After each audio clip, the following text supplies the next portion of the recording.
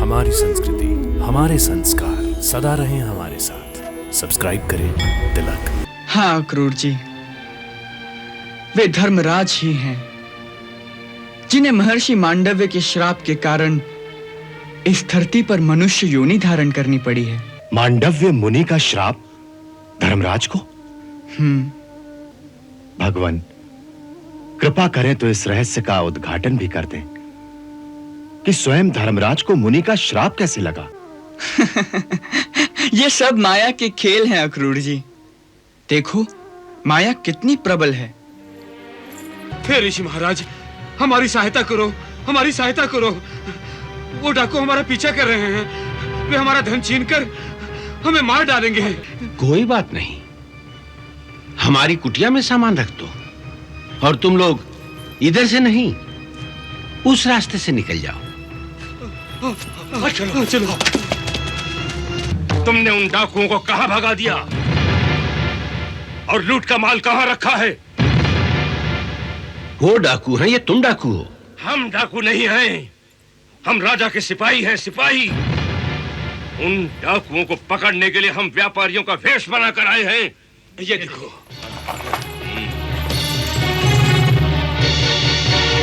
ये सब क्या है?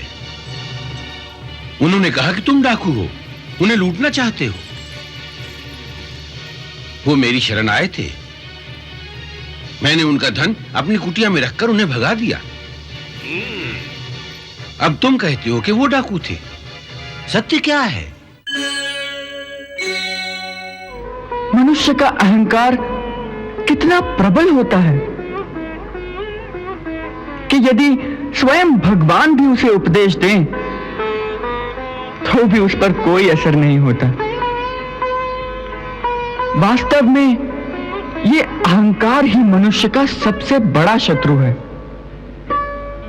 क्योंकि जब तक वो अहंकार की सीमा को पार नहीं करता वो भक्ति के क्षेत्र में प्रवेश नहीं कर सकता। और जब तक भक्ति नहीं तब तक भगवान की बात कौन सुनेगा। वैसे भी कौरव वंश का जो विनाश विधिना ने उनके भाग्य में लिख रखा है उसे कौन रोक सकता है। वैसा ही कर्म करेंगे वो। परंतु उस पाप और अन्याय से भरे गैर वातावरण में फंसा हुआ हमारा एक परम भक्त वहां है, विदुर। हमें कई बार उसका ध्यान आता है, उस पर दया आती है कि कैसे केवल एक भूल के कारण वो उस पाप की दलदल में फंसा हुआ है। ये बताओ कि वहां हमारे प्रिय विदुर की क्या परिस्थिति है। प्रभु, वो तो आपके परम भक्त हैं। राजनीति से अधिक उनका ध्यान आपके चरणों में लगा रहता है प्रभु। उन्होंने हमारे लिए कुछ कहा? केवल इतना ही। अब मेरी एक ही प्रार्थना उन तक पहुंचा देना कि अपने इस दीन भक्त के सुध कभी न बिसराएं। कर्तव्य के जिस कांटों भरे मार्ग पर मैं आज चल रहा हूं उसमें वो सदैव मेरा मार्गदर्शन करते रहे। बस अब तो मैं उन्हीं की शरण में हूं।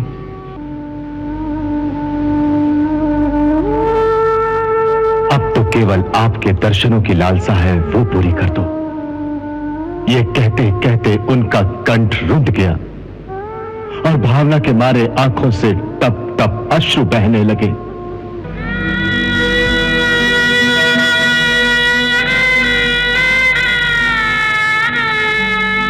वो तो आपके दर्शनों के लिए बड़े उतावले हैं प्रभु, बड़े उतावले हैं। हम उनसे भी अधिक उतावले हैं अक्रूर जी, अपने धर्मराज के दर्शनों के लिए। धर्मराज? आपने उन्हें धर्मराज कहा प्रभु? हाँ, वे धर्मराज के ही अवतार हैं। हाँ अक्रूर जी, वे धर्मराज ही हैं जिन्हें महर्षि मांडव्य के श्राप के कारण इस धरती पर मनुष्य योनि धारण करनी पड़ी है। मांडव्य मुनि का श्राप धर्मराज को? भगवान कृपा करें तो इस रहस्य का उद्घाटन भी कर दें कि स्वयं धर्मराज को मुनि का श्राप कैसे लगा। ये सब माया के खेल हैं अक्रूर जी। देखो माया कितनी प्रबल है। पूर्व काल में एक महान तपस्वी महर्षि मांडव्य हो गए हैं, जिन्होंने अपने तपोबल की शक्ति के द्वारा ऐसे पुण्य लोकों पर विजय पाई जो दूसरों के लिए दुर्लभ है। एक बार राजा के सैनिक उसी वन में चोरों का पीछा कर रहे थे।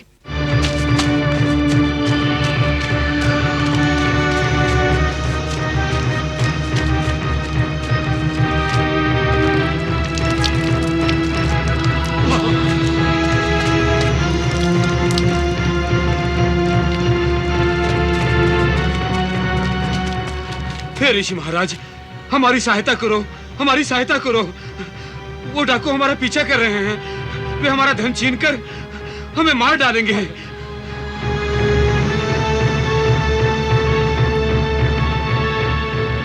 इसलिए कृपा करके हमारा धन माल अपने कुटिया में छुपा कर रख लीजिए और हमें भागने का कोई मार्ग बताइए।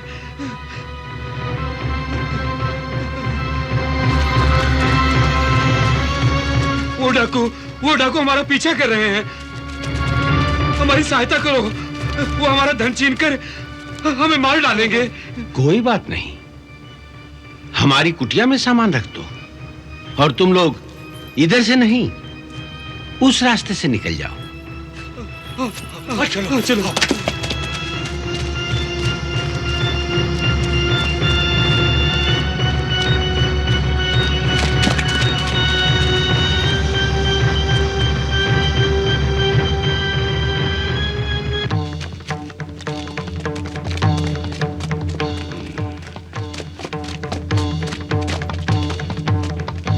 वो डाकू लूट का सारा माल साधु की कुटिया में रख गए हैं और साधु ने उन्हें रास्ता भी दिखाया है।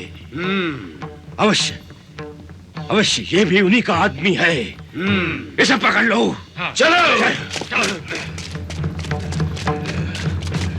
जाओ। तुमने उन डाकुओं को कहां भगा दिया और लूट का माल कहां रखा है? वो डाकू हैं, ये तुम डाकू हो? हम डाकू नहीं हैं, हम राजा के सिपाही हैं, सिपाही। उन डाकुओं को पकड़ने के लिए हम व्यापारियों का वेश बनाकर आए हैं। ये देखो।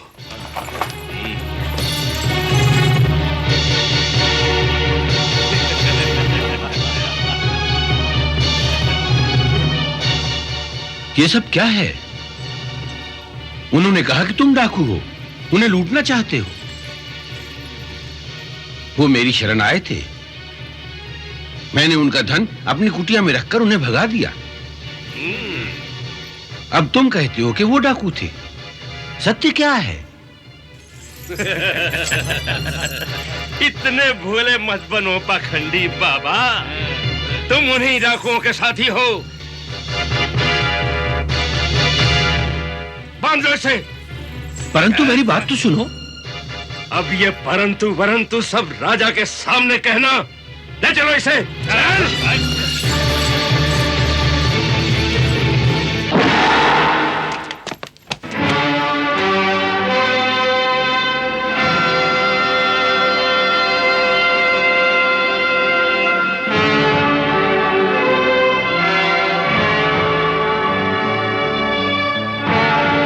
इस साधु को क्यों लेकर आए हो? महाराज, ये साधु नहीं, ये तो बहुत बड़ा ढोंगी है। खांडव वन के जंगलों में आजकल कुछ डाकुओं की टोली ने बड़ा उत्पात मचा रखा है। ये बड़े निर्मम लोग हैं महाराज। हर आने जाने वाले यात्रियों और व्यापारियों को लूटते हैं और फिर उनका वध कर देते हैं महाराज। ये समाचार मिलने पर मैंने अपने कुछ सिपाहियों को उस जंगल में व्यापारियों के वेश में भेजा। जब उन डाकुओं ने हमारे सैनिकों पर हमला किया, उन्हें लूटा और फिर उनका वध करना चाहा, तो हमारे सैनिकों ने भी अपने शस्त्र निकाल लिए। सैनिकों को देखकर सारे डाकू भाग खड़े हुए, परंतु उनका पीछा करते करते जब हमारे सैनिक इस साधु की कुटिया में पहुंचे तो यह देखकर हैरान रह गए कि लूट का सारा माल इसकी कुटिया में छिपा कर रखा हुआ है, जिससे यह पता चलता है महाराज कि यह साधु भी उन्हीं की गिरोह का एक डाकू है जो झूठ मूठ का साधु बनकर तपस्या का ढोंग रच रहा है। परंतु वास्तव में यह उनके माल की रक्षा करता है महाराज।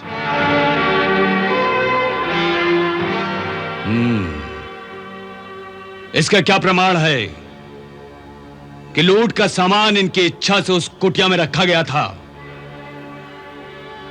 हो सकता है ये ध्यान में बैठे हों कि किसी दूसरे ने वहां सामान रख दिया हो। नहीं महाराज, ऐसा नहीं है। हमारे सैनिकों ने उन डाकुओं के साथ इस साधु को बात करते देखा था और यह भी देखा था कि यह साधु उन्हें संकेत से यह बता रहा था कि यह सारा माल यहां छोड़कर यहां से भाग जाओ। तो क्या यह सत्य है कि तुमने उन डाकुओं से स्वयं कहा कि अपना माल छोड़कर यहां से भाग जाओ? हाँ महाराज, परंतु जब तुमने मान लिया कि तुमने स्वयं उन लोगों को कहा कि लूट का माल अंदर रखकर भाग जाओ, तो उसके पश्चात और क्या परंतु रह जाता है? तुम तो वो पाखंडी हो जिसने ना केवल साधुवेश का अपमान किया है, बल्कि हम जैसे सांसारिक मनुष्यों की जो आस्था, जो श्रद्धा, जो विश्वास साधु संतों के प्रति होता है, तुमने हमारी उस श्रद्धा, उस विश्वास की हत्या की है।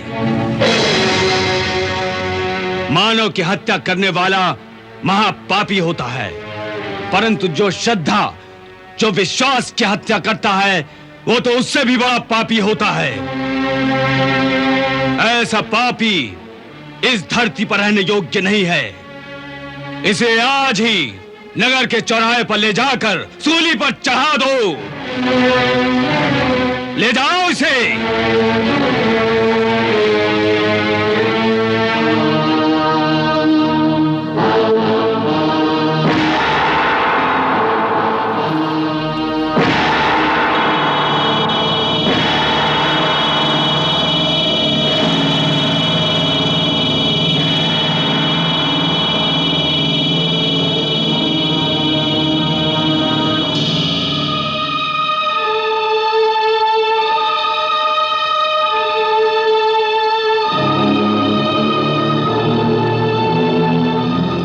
महर्षि की योग शक्ति के कारण वो सूली उनके शरीर का छेदन नहीं कर सकी।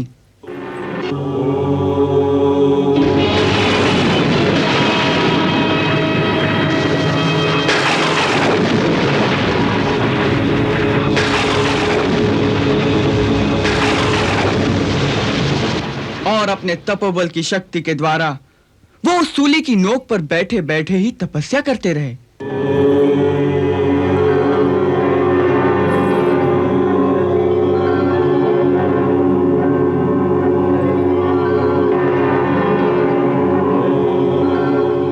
ये चमत्कार देखकर सबको आश्चर्य हुआ। जब राजा तक बात पहुंची, क्या वे महामुनि मांडव्य हैं? तुम्हें कैसे पता चला? महाराज, उनके इस चमत्कार की चर्चा सुनते ही वहां लोगों की भीड़ जमा होनी शुरू हो गई। उस भीड़ में एक साधु भी था। उसने उन्हें देखते ही पहचान लिया कि ये तो स्वयं महर्षि मांडव्य हैं, और फिर उसने उन्हें शूली से उतर जाने को कहा, परंतु महामुनि ने यह कहकर उतरना अस्वीकार कर दिया कि मैं तो अपने राजा की आज्ञा का पालन कर रहा हूं।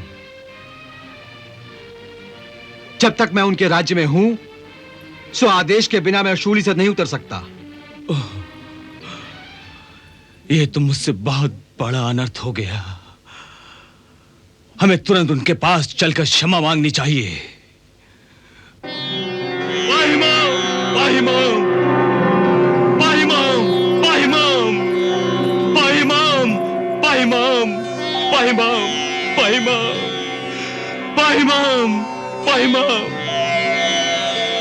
हे मुनिवर, मुझे क्षमा कर दीजिए। क्षमा क्षमा है दया निधान, क्षमा।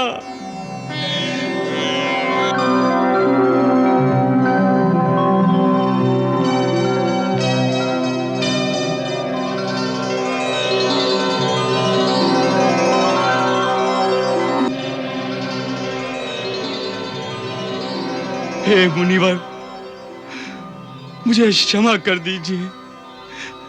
मेरी एक भूल के कारण इतना बड़ा अनर्थ हो गया। मैं आपको पहचान नहीं सका। मुझे क्षमा कर दीजिए। और यदि आपकी इच्छा हो तो आप मुझे दंड भी दे सकते हैं। मैं उसे प्रायश्चित के तौर पर सहर्ष स्वीकार कर लूंगा।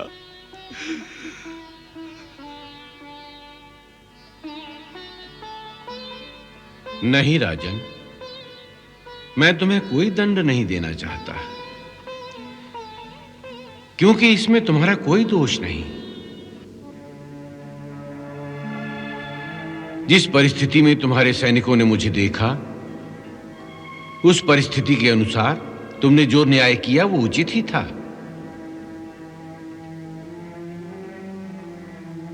इसलिए इसमें तुम्हारा कोई दोष नहीं।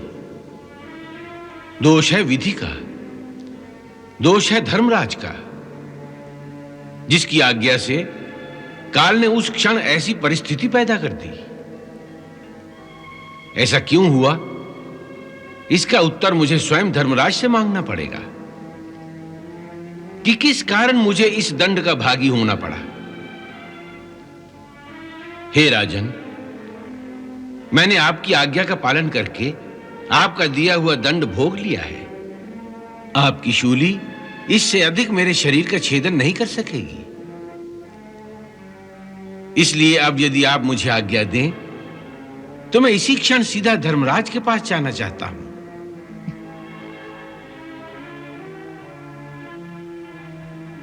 हे मुनिवर, मुझे और लज्जित न करें। यदि हो सके तो मुझे अपनी सेवा का कुछ तो अवसर प्रदान करें, जिससे मेरा कुछ तो प्रायश्चित हो सकेगा। वो फिर कभी सही राजन, तुम्हारा कल्याण हो।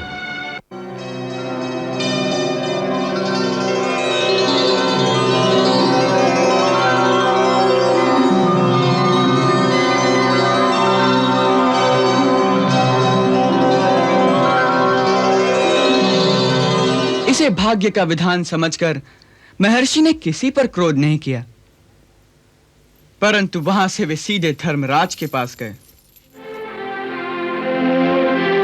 मैंने जानते हुए तो अपनी आयु में कोई पाप नहीं किया, परंतु अनजाने में मुझसे ऐसा कौन सा पाप हुआ जिसका इतना भीषण फल मुझे भोगना पड़ा। हे तपोमूर्ति, बाल्यपन में आप पतंगों के पुच्छ भाग में सीके घुसेड़ दिया करते थे। उसी कर्म का यह फल आपको प्राप्त हुआ।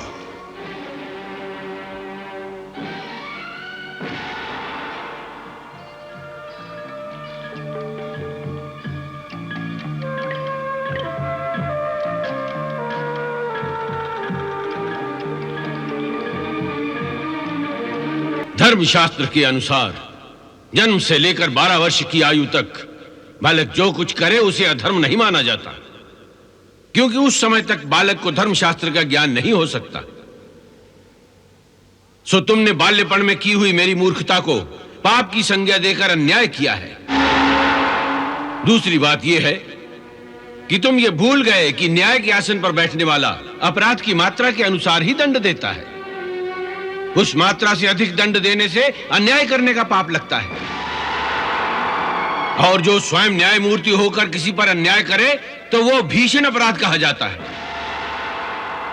अतः हे धर्म, इस पाप का दंड भोगने के लिए तुम मनुष्य योनि धारण करके एक शूद्र माता के गर्भ से मृत्यु लोक में जन्म लोगे, जहां तुम न्याय और अन्याय की गुत्थियां सुलझाते सुलझाते थक जाओगे। यही तुम्हारा दंड है।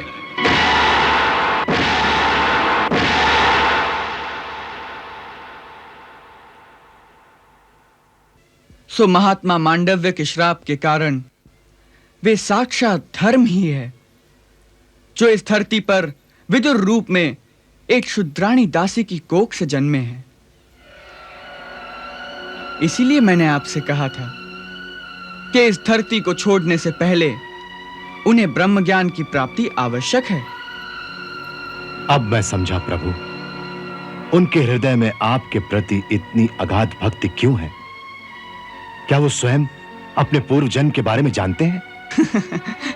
नहीं, इस समय उनका यह शरीर प्रकृति के बंधनों में बंधा हुआ है, जिसके कारण मनुष्य को अपने पूर्व जन्म और अपने भविष्य का बोध नहीं होता।